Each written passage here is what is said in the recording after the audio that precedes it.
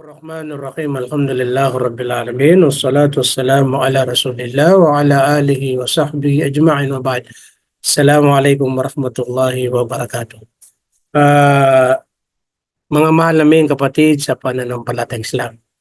Katatapos namin kanina po mag-aral sa Lesson 2. Opo. Ah, ang akala ko po ay naka-record kaya nung nag-log out po ako, yun, walang lumabas na record kaya sabi ko, ay, nakalimutan pala. Okay.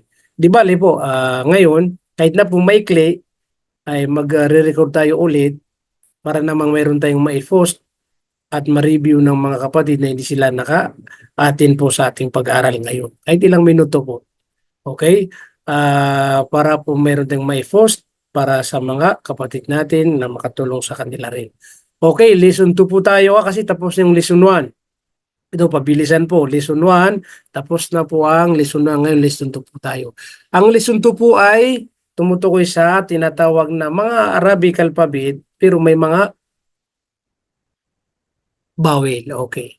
So, ang vowel po, sabi po ng mga scholar, binubuo sa 6 na mga vowel. Harakat, yan. Mga vowels. So, mayroon tayong tinatawag na short vowel at saka long vowel. Ayan. Short at saka long vowel.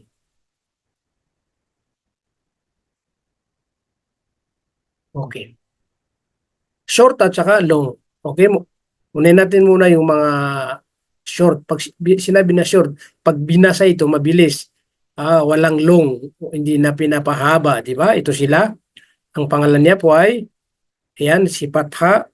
Ayan, ito yung bawel na nakikita sa ibabaw. Pangalawa si Kasra, makikita sa baba ito. Pangatlo si Dhamma, makikita sa ibabaw. Dhamma, ayan ang mga itsura nila. Yan, A, I, O. Tapos ang long vowel ay mga vowel na tinutukoy ay ang mga litra. Tatlo sila, tinatawag na mad alif, si madya at madwaw. Silang tatlo yan. Ito, makikita natin itong mga vowel na short sa ibabaw, di kaya sa baba.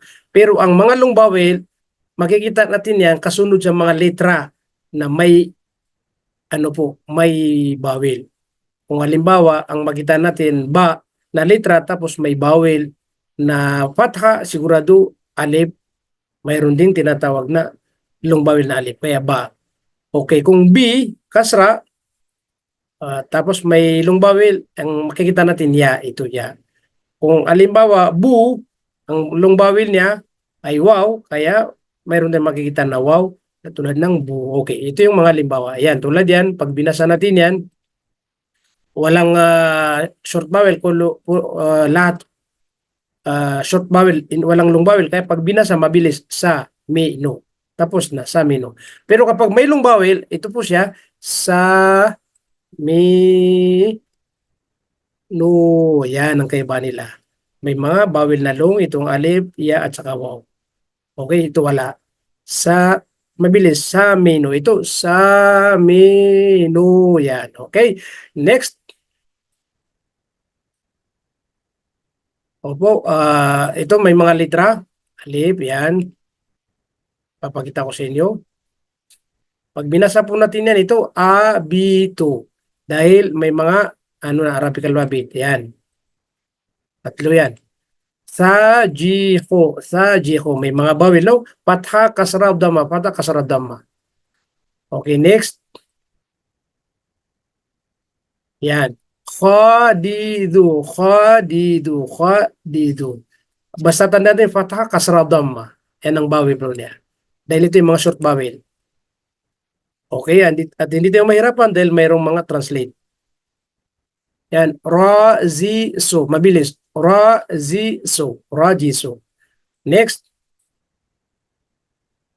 Yan. Sha-si-du. Sha-si-du. Next. Ta-di-o. Ta-di-o. Yan. Next. Ghafiqu. Ghafiqu. Next. Kalimu. Kalimu. Mabilis. Kalimu. Kalimu. Next. Nawihu. Nawihu. Next. Ya, ya, i, o. Ya, i, o. Ya, i, o. Yan ang pagbabasa po dyan. Okay. Sabi ko, mabilis to kasi mayroon akong pagtuturo na susunod. O po kaya bibilisan ko po sa mga kapatid natin na magbabasa ng Quran. Sa mga kanalakihan na walang kababayan. Ito yung mga exercise natin. Amina. Di ba? Baliga, baliga. Taraka, taraka. Thaminu, thaminu. Jama'a, jama'a. Hasuna, hasuna. Khabaru, khabaru. Dakhala, dakhala. Dhakiya, dhakiya. Rajula, rajula. Zulafa, zulafa. Saminu, saminu. Shakura, shakura. Sadaqa, sadaqa. Dhaminu, dhaminu. Tarufa, tarufa. Zalimu, zalimu. Amiya, amiya. Ghafara, ghafara. Farika, farika. Qubila, qubila. Kasi ay ito kumakatok. Yan, kasura, kasura. La'inu, la'inu. Mithalu, mithalu. Nasara, nasara. Wakila, wakila. Haraba, haraba. Yasura, yasura. Pasensya na po kayo kung mabilis ha. Di bali po, i-push nyo kapag pinanood nyo yan para makuha nyo inshallah. Ulit-ulitin inshallah makukuha po natin yan. Opo, naway makatulong po ito sa inyo. Assalamualaikum warahmatullahi wabarakatuh.